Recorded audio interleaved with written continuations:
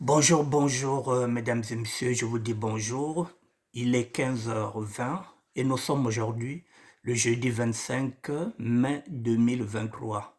Hier, j'avais promis faire une deuxième vidéo pour traiter le sujet de la violence par rapport au petit garçon de moins de 15 ans qui a été roué de coups et qui est mort pratiquement il y a une semaine de cela au quartier Kinsundi, à Brazzaville au Congo.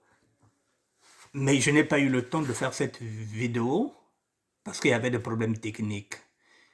Donc je vais essayer de conclure ce sujet aujourd'hui. Mesdames et messieurs, je parlais de la violence. Mais avant de parler de la violence, j'étais en train de me dire que la vidéo qui nous a été parvenue, là où on est en train de frapper ce petit gamin, s'il n'y avait pas cette vidéo aussi, aujourd'hui, nous,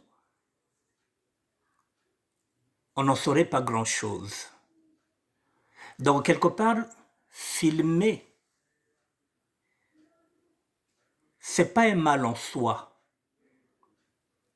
Parce que si quelqu'un n'avait pas filmé ça, on n'allait pas voir la violence des coups qui étaient portés par rapport à ce gamin-là. Mais quelque part aussi, il faut condamner ce qu'on appelle le voyeurisme. La vidéo a deux faces. Une face qui est positive, celle qui nous permet aujourd'hui de visionner la violence qui a été infligée à ce petit gamin. Et la vidéo aussi a un côté néfaste lorsqu'il n'y a pas d'assistance à une personne en danger.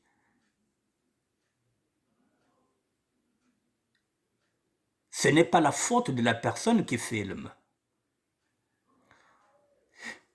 mais ce sont les personnes qui étaient là-bas et qui étaient en train de regarder sans porter assistance à ce jeune gamin.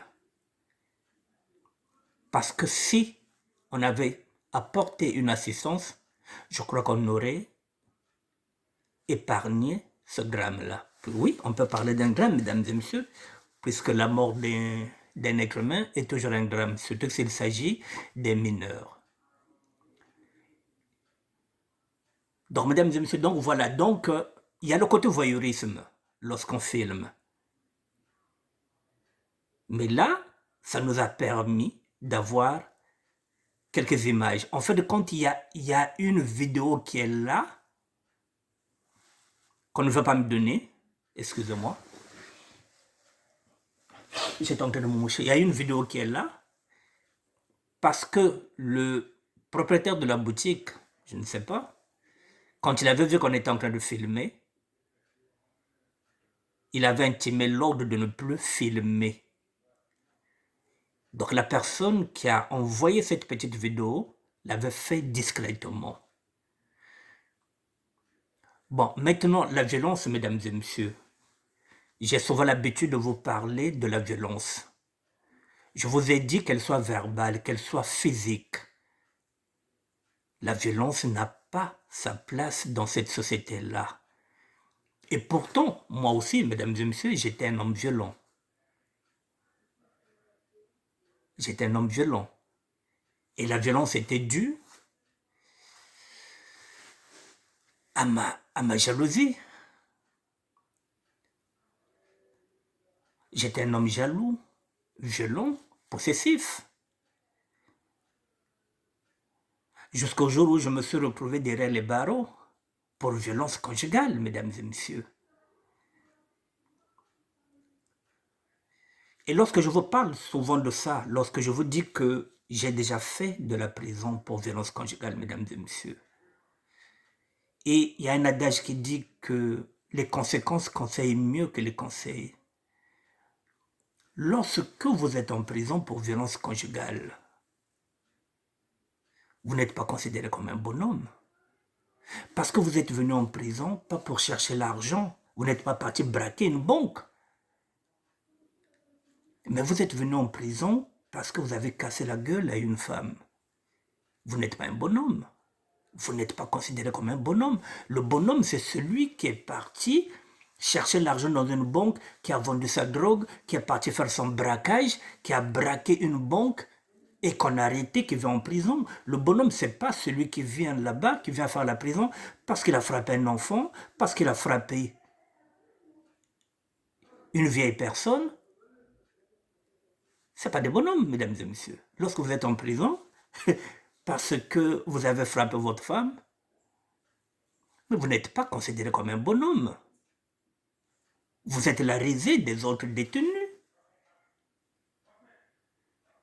Donc, bolok du jeu sakuku da tokwa bakendo. Alors, bon, pendant que je bolok je sakuku parce que bon ba le dinga. Ngeme ko kotu bolok parce que mo bolok kento. Alors, ba pange kela kana sala boloko parce que ba me connaisse ce mbongo. Donc, ozo beta wele parce que ucho beta mwasi. Alors, ba ninga bazo beta wele awa parce que ba ucho luka kingoma. Vous voyez, mesdames et messieurs, donc, à un moment donné, même en prison, vous êtes négligé dans votre violence, c'est-à-dire que vous êtes écarté.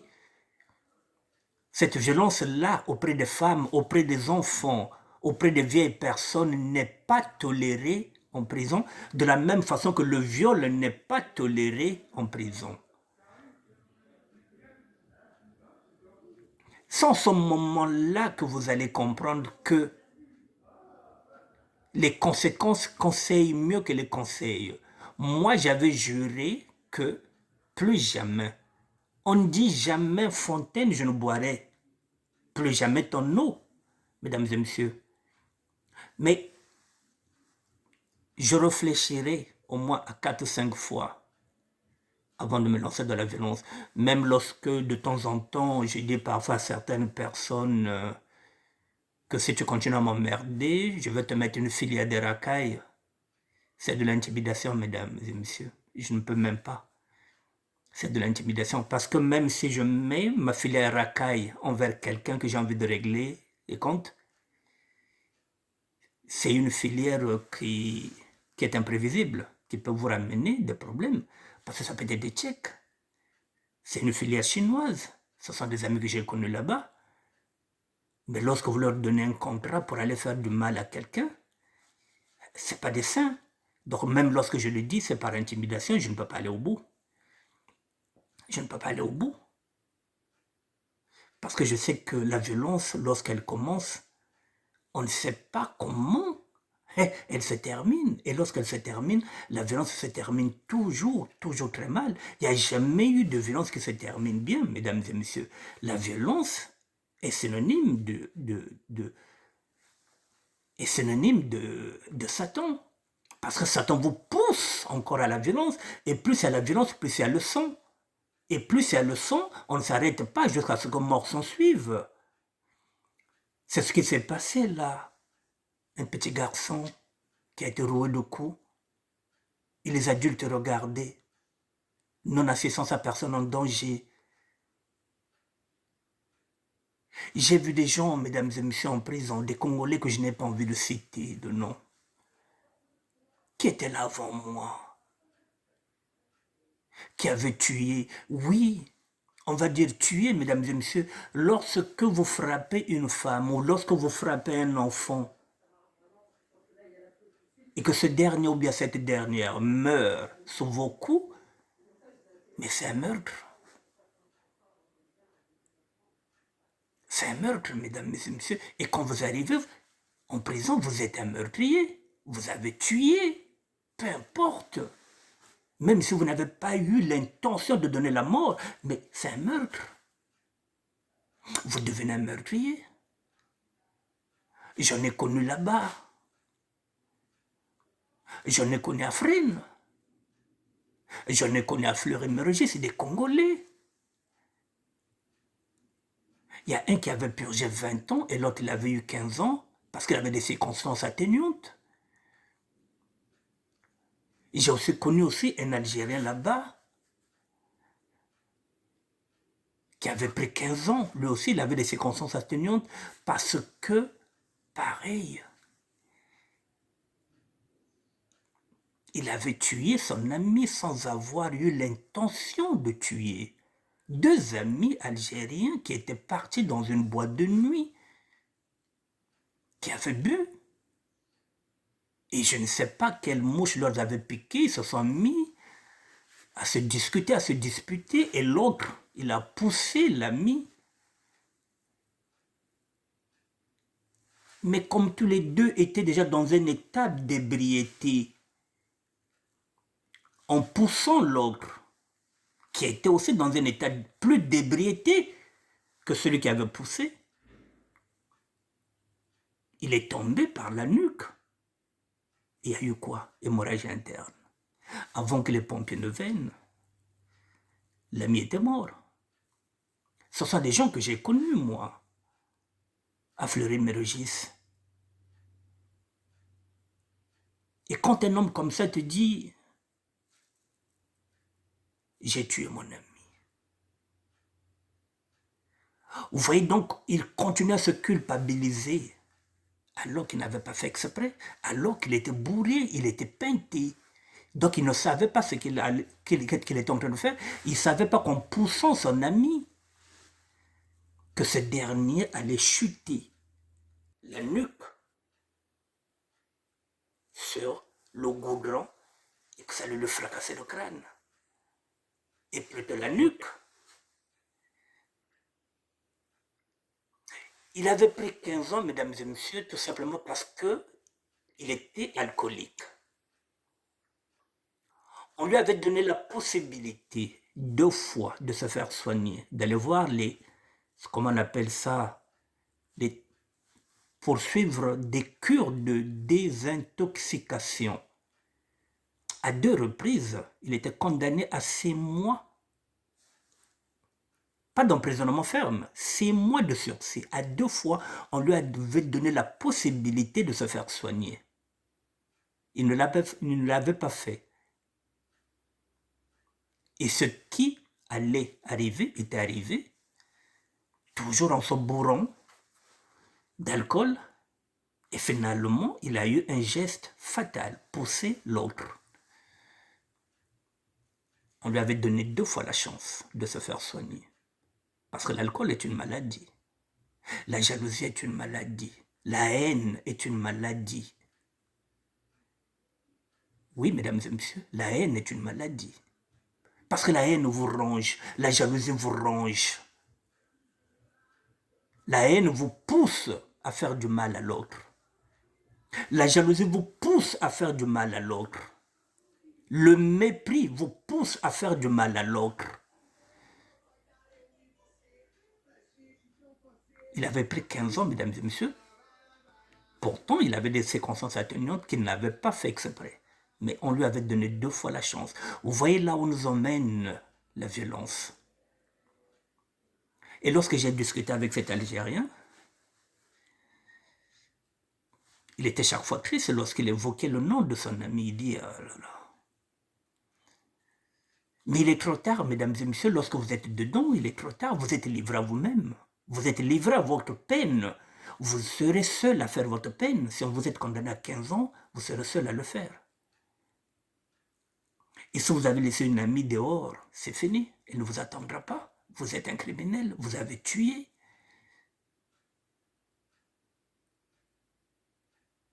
Et les autres qui vous regardent là en prison, ils vous regardent avec dédain.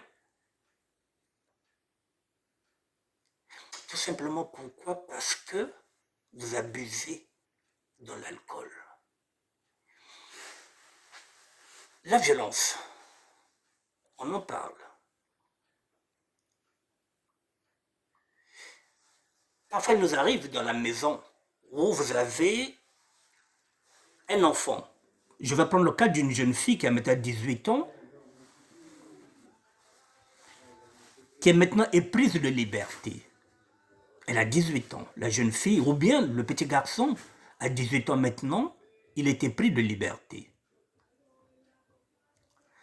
Une violence verbale peut s'installer dans la maison si les parents n'installent pas le dialogue. Si les parents ne passent pas par ce qu'on appelle la pédagogie, une violence verbale peut s'installer dans une maison qui était paisible.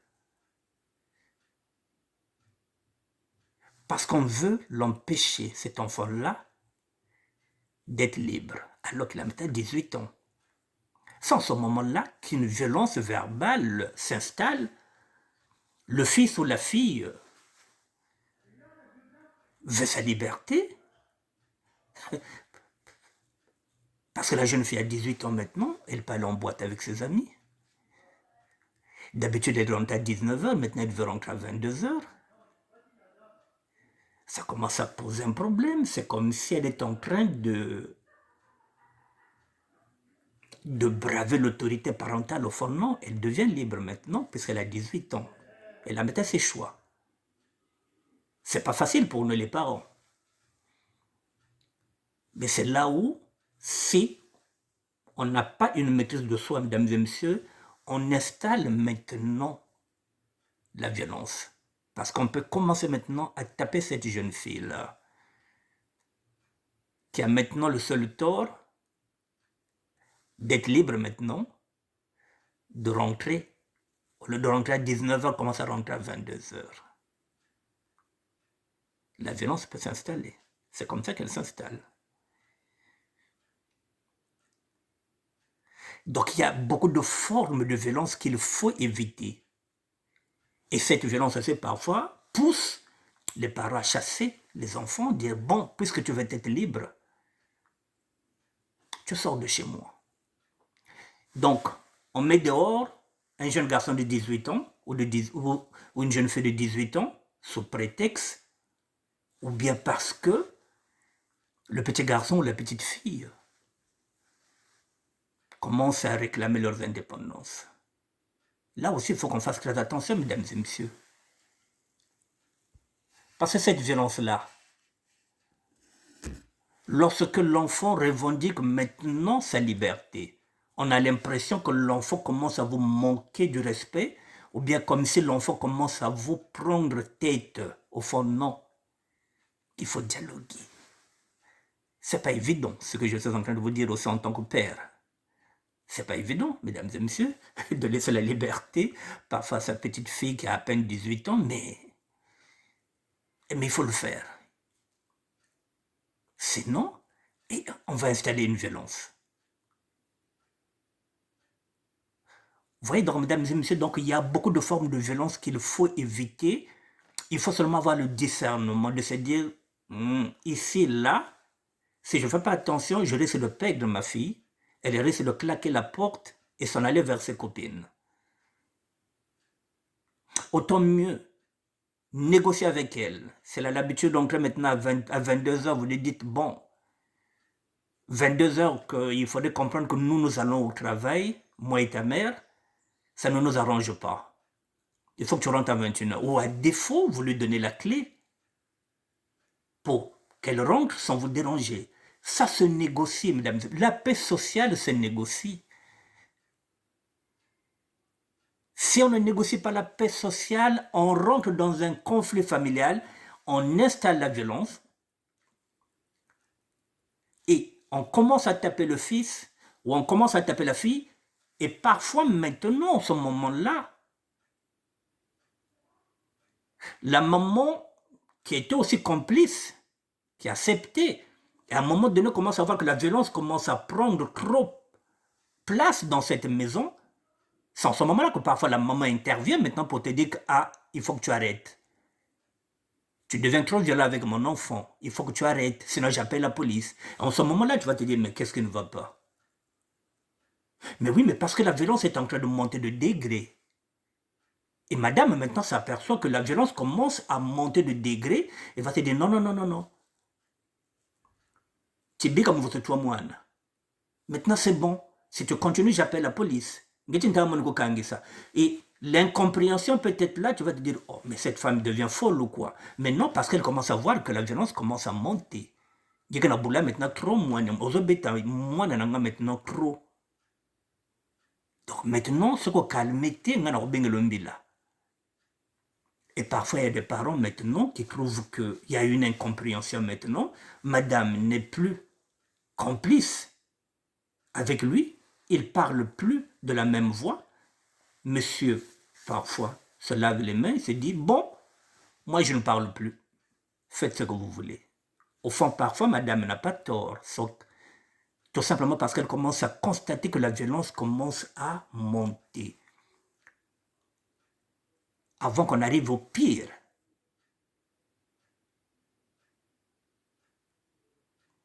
C'est la raison pour laquelle, mesdames et messieurs, dans un couple, il faut être vigilant. Soit c'est le père qui doit être vigilant, si c'est la maman qui est en train de prendre des mesures radicales avec sa fille ou avec son fils, le père doit regarder et calmer le jeu.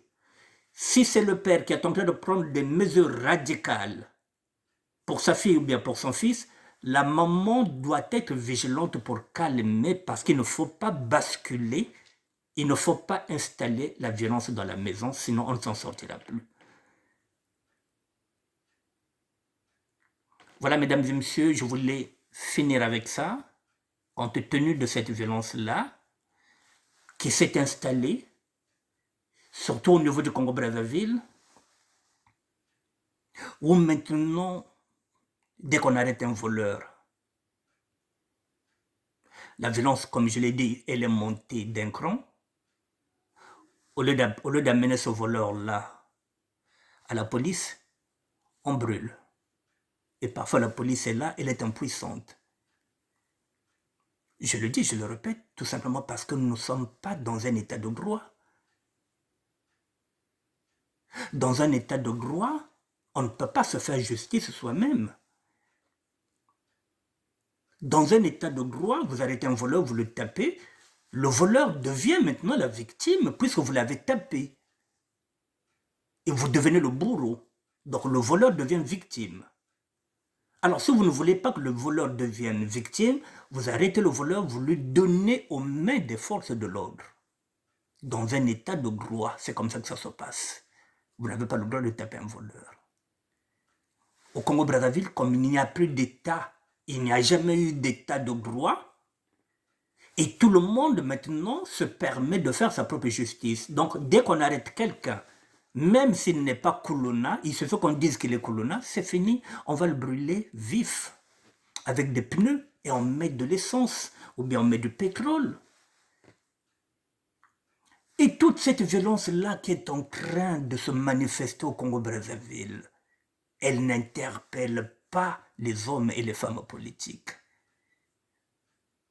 Parce qu'ils se disent que, oh mais c'est pas dans nos quartiers, nous sommes dans des quartiers UP, nous sommes en ville, nous sommes barricadés, nous avons des milices, nous avons tout. Cette violence-là n'arrivera pas chez nous, mais en fin de compte, c'est l'eau qui dort, mesdames et messieurs. C'est toute la société qui est devenue violente. Ce qui revient à dire que ce peuple-là, qui est en train de brûler son propre peuple, le Congolais est en train de brûler le Congolais.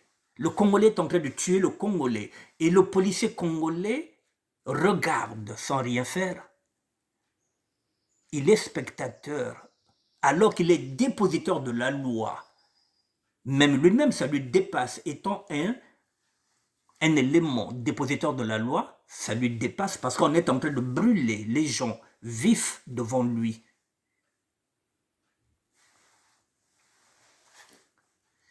Mais il n'y a rien à dire. Alors si nous sommes déjà dans cette société-là, mesdames et messieurs, c'est pourquoi je vous dis que c'est une société de non-droit. Donc chacun fait sa propre loi. Et on brûle, et on brûle, on brûle. Maintenant, brûler quelqu'un au niveau du Congo-Brazzaville, c'est comme si on était en train de griller, des brochettes. Brûler quelqu'un aujourd'hui, même l'odeur d'un être humain ne dérange plus l'être humain. Le Congolais est maintenant habitué à l'odeur cramée d'un être humain qu'on est en train de brûler. Il est là. Il regarde et il filme. Il devient voyeur et on va mettre ça sur les réseaux sociaux.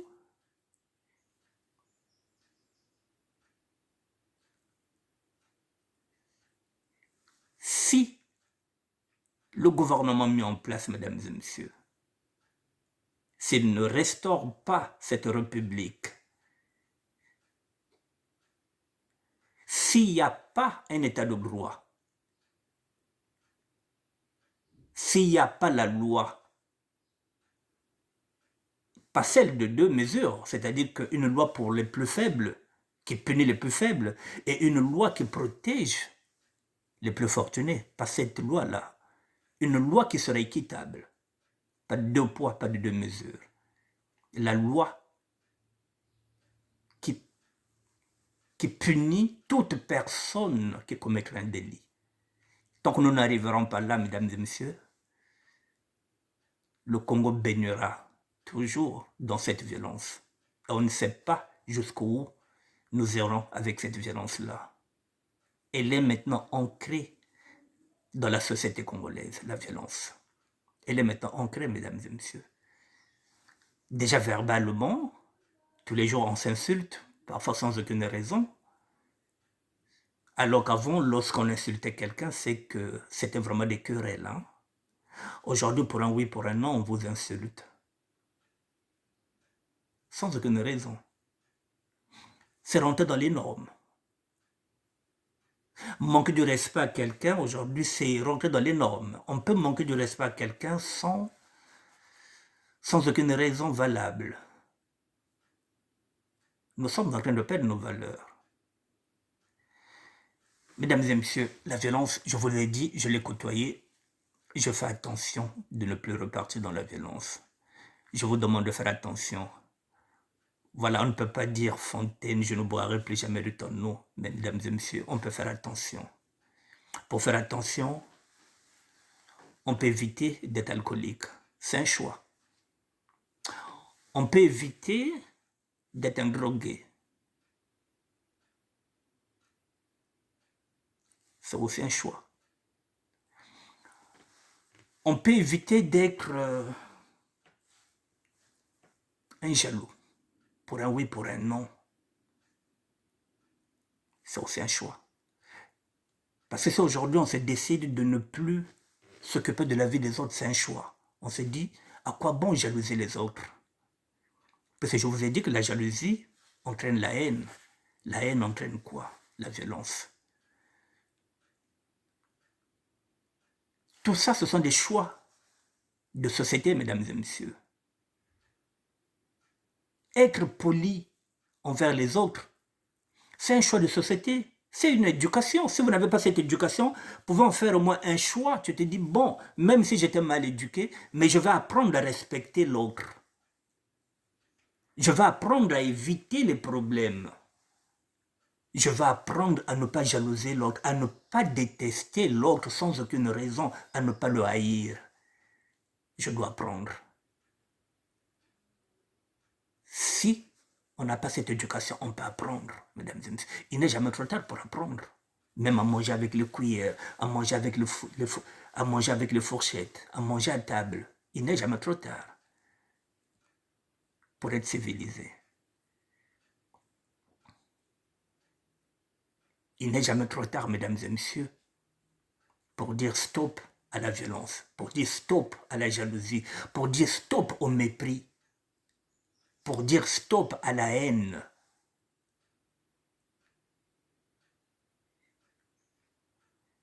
Pour dire stop à la frustration. Nous sommes frustrés pour un oui, pour un non. Vous êtes des amis, vous êtes en train de vous chamailler. Vous êtes des amis de 20 ans, 30 ans. Parfois, pour une petite blague mal placée, vous prenez une bouteille et vous frappez à l'autre. Vous oubliez que vous êtes amis depuis au moins 25 ans et vous frappez une bouteille. Et vous savez ce que c'est, les dégâts collatéraux que peuvent causer une bouteille sur la tête d'un ami. Et vous dites que c'est votre ami. Mais un ami, on ne peut pas lui taper une bouteille sur la tête.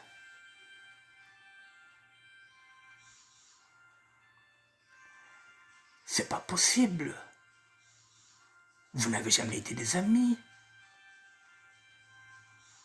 Mesdames et messieurs, je vais finir par une anecdote. Parce que je vous ai parlé de la bouteille. Il y a quelques années de cela, je pense, si je ne m'abuse pas.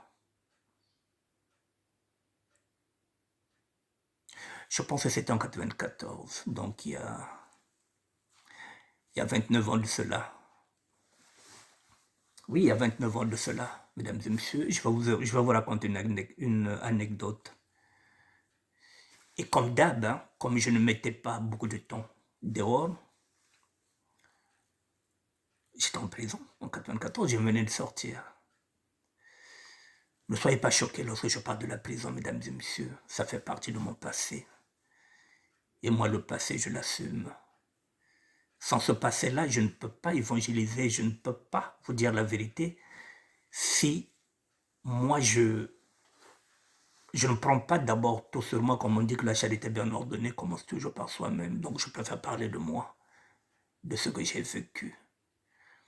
Je venais de sortir de la prison et j'avais envie de m'éclater. Je voulais m'éclater.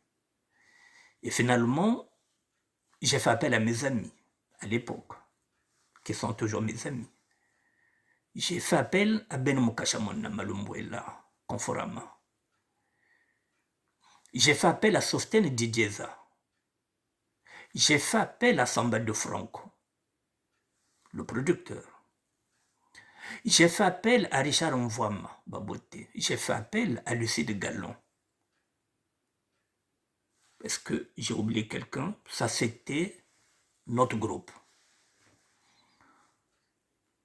Et je suis parti voir Yassosten, comme on l'appelle Yassos, à Porte de Clichy. Je voulais m'éclater. Et on m'a dit, bon, il y a un bon endroit, il faut qu'on aille au Vatican. À cette époque-là, c'était le Vatican. Je pense que c'est vers Saint-Denis, dans le 93. Mais pour passer le temps, il fallait qu'on reste d'abord dans un ganda, comment on appelle ça, dans un ganda ghettoisé, parce que c'était quelque chose, c'était une maison en poids, une maison ghetto qu'on avait fait un ganda. C'était le ganda de Edith Yeye, Metemetos, avec la sœur Maggie, Mamananana. Nous sommes partis là-bas. Il fallait passer le temps, il fallait tuer le temps. Et ce jour-là aussi, nous avons eu aussi la visite aussi d'une amie, d'une petite sœur. Il y avait Bibiche qui était là, Van Biche, qui est devenue aujourd'hui Madame Mava Dutron. Et finalement, vers 2 heures du matin, nous sommes partis en boîte. Alors que les autres nous disaient qu'il fallait aller en boîte plus tôt pour avoir de la place. Ben Mokasha Mounam était en train d'insister, non, on ne peut pas aller dans une boîte à minuit.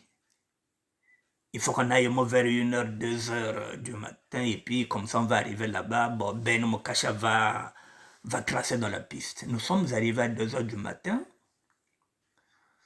dans cette boîte qu'on appelle le Vatican. Finalement, il n'y avait plus de place.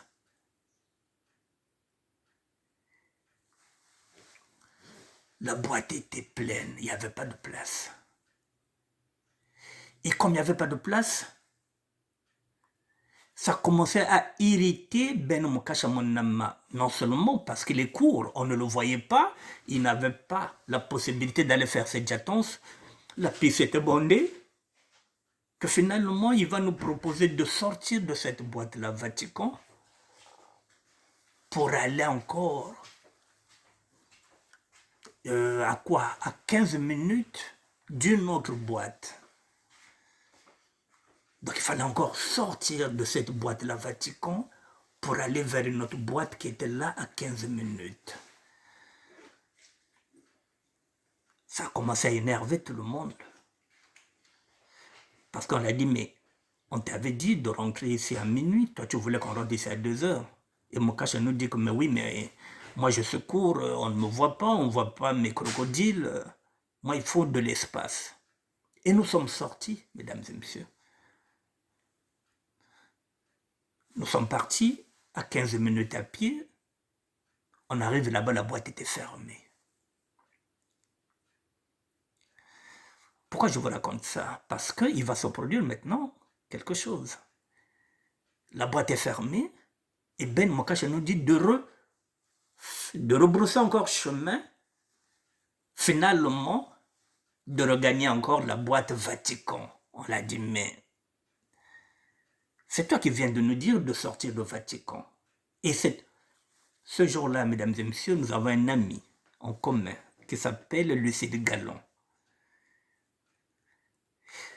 Ils ont au moins 50 ans d'amitié avec Ben Mokacha Monama. Lucide avait perdu les pédales. Mokacha s'est retrouvé en haut. On l'avait soulevé comme un gamin chez Lucide Gallon qui était devenu très, très, très fâché. Mokacha Monama s'est retrouvé en haut. Et Lucide voulait le jeter. Le jeter comme un malpropre, même dans la rue, quoi qu'il soit écrasé par une voiture. C'était violent comme image. Deux amis, pratiquement de 50 ans d'amitié. Je vous parle de cette image, mesdames et messieurs, c'est pourquoi je vous ai dit que la violence. Maintenant, ça a choqué Ben Mokacha Monama. Il s'est dit, mais pas Lucide. Lucide a dit, oui, tu fais chier. Mais pas Lucide, il dit, mais non, mais tu fais chier. Non seulement c'est pas toi qui paye la boisson, c'est pas toi qui paye le taxi pour se déplacer. Ça, Nick Bertin, lui qui est sorti de la prison, c'est lui qui nous invite. Et lui-même, il ne boit pas l'alcool, il consomme à peine un coca, c'est nous qui sommes en train de boire. Et c'est toi qui diriges, et c'est toi qui te plains tout. Mesdames et messieurs, le lendemain, je suis parti voir Ben Mokacha Monama. Il nous a appelés tous. Il a dit, moi, avec le Lucide Gallon, c'est fini. On s'est dit, mais par rapport à quoi? Il me dit, frangin, un ami ne peut pas faire ce que Lucide a fait. Un ami ne peut pas faire ce que Lucide Gallon a fait. Quel que soit. Et en fait de compte, dans cette discussion, il va sortir quoi? Lucide Gallon, à l'époque, lorsqu'ils étaient à Dolisie, Lucide Gallon, c'était le beau garçon, le beau chanteur qui avait chaque fois des femmes, qui gagnait beaucoup de femmes. Et pendant ce temps, Mokacha ne gagnait pas les mêmes femmes que Lucide Gallon. Ils étaient dans un même orchestre, Fania Star. Donc Lucide, c'était le leader, Lucide, c'était le beau gosse, Lucide était tout. Mais la donne a fait que Mokacha Monama était venu en France avant Lucide Gallon. Et Mokacha Monama était devenu parisien. Avant Lucide Gallon. Et lorsque Lucide Gallon est venu ici, en France, ce n'était plus le même Ben Mokacha qu'il avait connu, en tant qu'artiste, en tant que musicien. Il était devenu un homme d'affaires. Il était dans le business. On l'appelait Conforama. Donc Conforama, si on vous appelle Conforama, ça signifie que vous êtes une grande enseigne, vous avez des vidéos, vous avez tout. Ben Mokacha Monama s'appelait maintenant Conforama. Donc Lucide devrait maintenant être derrière Ben Mokacha Monama sans qu'il le sache. Que Ben était en train de prendre sa revanche.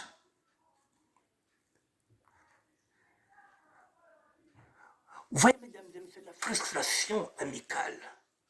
La frustration qui avait commencé à Dolisie. Où Ben Mokacha Monama était souvent derrière le succès de Lucide Gallon. La frustration, sans savoir qu'il vient ici en France. Et la tournure des événements. Ben Mokacha vient en France avant Lucide Gallon. Ben Mokacha Monama devient maintenant, avant qu'il soit le Mouela, avant qu'il fasse la sapologie, il devient Conforama. Toutes les femmes sont à lui. Et pendant ce temps, Lucide, qui était un chanteur là-bas, qui était beau gosse, qui arrivait à accrocher les femmes, et si vous êtes beau gosse, vous n'avez pas l'argent, vous n'avez pas de femme. Et c'était maintenant autour de Ben Moukasha d'avoir des femmes et d'avoir du succès. Et en ce moment-là, la frustration commence à faire place à la haine, commence à faire place à la jalousie, jusqu'au jour où Lucille Gallon était passé à l'acte. Vous voyez, mesdames et messieurs, ce jour-là, nous, on n'était pas là, 4 ou 5, pour tenir Ben Moukasha Monama. C'est sûr qu'il le jetait comme un malpropre à même le sol. Et quand on pense que le sol ici laissé monter, ça pouvait faire des dégâts. Voilà, je voulais vous dire cet exemple-là pour vous comprendre que parfois, lorsque vous êtes des amis avec les autres, si vous êtes réellement des amis, mesdames et messieurs, il faut enlever la frustration. Parce que si vous avez la frustration, pendant des années, vous êtes en train d'envier l'ami que vous considérez comme un frère. Il y aura un jour où vous allez passer à l'acte. Et ce jour-là, parfois ce serait peut-être pour 1 euro ou bien pour 5 euros que vous avez prêté à l'autre, que l'autre ne vous a pas rendu. Ça va vous mettre dans vos états et vous allez frapper votre ami que vous considérez comme un frère. Vous allez le frapper à mort. Et les gens ne comprendront pas pourquoi, en fin de compte, vous le haïssez. Vous l'enviez depuis longtemps. Et ce jour-là, mesdames et messieurs, vous pouvez commettre un crime.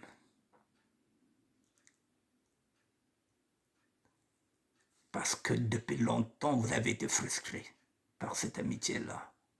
Vous avez été frustré par la tournure des événements. Vous avez été frustré parce que l'autre n'est plus ce qu'il était au Congo-Brazzaville.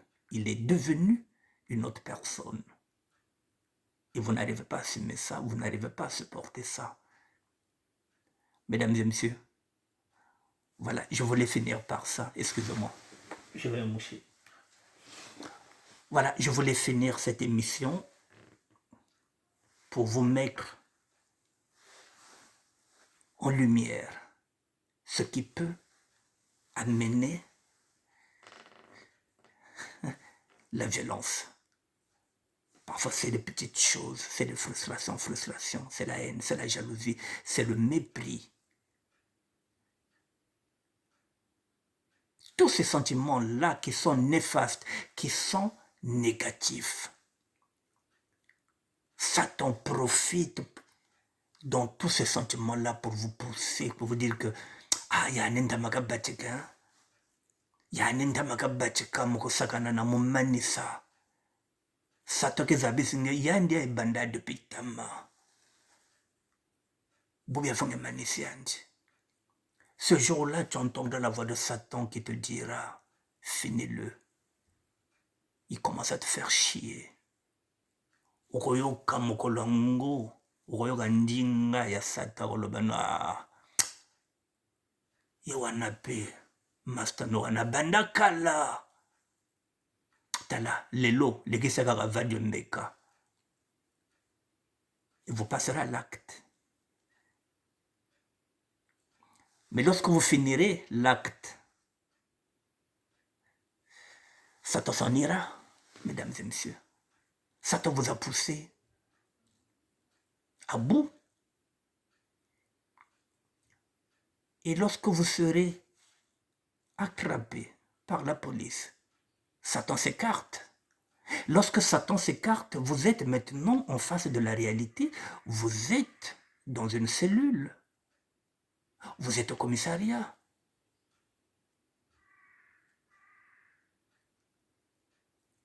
Vous êtes en face des enquêteurs. Vous êtes en train d'établir un procès verbal qui va vous amener directement quelque part dans une prison. Du commissariat, vous allez maintenant aller en prison avec un mandat d'arrêt immédiat. Tout ce qui est crime, tout ce qui est crime, effectivement, ici en France, un mandat d'enquête est égal à un an, renouvelable 4 fois. Donc pendant 4 ans, les juges ont le droit de mener leurs enquêtes lentement et sûrement. Pendant 4 ans, vous n'êtes pas jugé. Ils ont le droit. Pourvu qu'ils ne dépassent pas 5 ans, c'est la loi. 4 ans, la 5e année, il faut qu'ils bouclent, il faut qu'ils vous donnent la date de jugement. Si en 5 ans, ils n'ont pas encore bouclé les enquêtes, vous n'avez pas la date de jugement. Si vous étiez rentré, un exemple, le 15 février 2020, le 15 février 2025, si vous n'avez pas la date de jugement, le 15 février 2025, si vous étiez là depuis 2020, le 15 février 2025 à minuit, avant qu'on arrive au 16 février, le droit sera appliqué. Le directeur de la prison demandera votre libération. C'est le droit. Il sera appliqué. Parce qu'ils avaient 5 ans. Vous ne ferez pas une seule journée de plus en prison parce qu'ils avaient 5 ans, parce que c'est la loi. Et c'est des cas rares aussi, pour qu'on ne vous oublie pas. Mais ça arrive. Ça arrive. Et lorsque vous êtes là, Satan n'est plus. Vous êtes maintenant livré face à vous-même, face à la réalité. Vous vous dites que, oh, mais pourquoi? Mais tel c'est mon frère. Mais tel c'est ma soeur. Mais qu'est-ce que je viens de faire? Donc je viens de tuer ma propre soeur, ma meilleure amie que je considère comme ma propre soeur. Et personne ne m'a empêché.